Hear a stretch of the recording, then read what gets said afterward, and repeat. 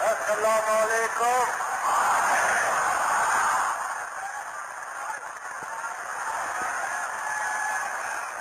بھائیوں اور بہنوں، پاکستان حاصل کرنے کے لیے ہم نے بہت قربانی کی ہے۔ اللہ تعالیٰ نے ہمیں قربانیوں کی بدلے آزاد کی نعمت دی ہے،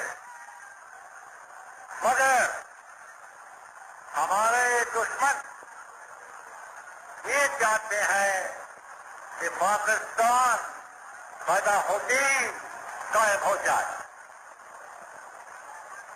ہمیں جو دکھ دیا گیا ہے اس کا مثال تاریخ میں نہیں ملتا، مگر ہمیں پاکستان کو قائم رکھنے کے لیے ابھی اور قربانی کرنا ہوگی۔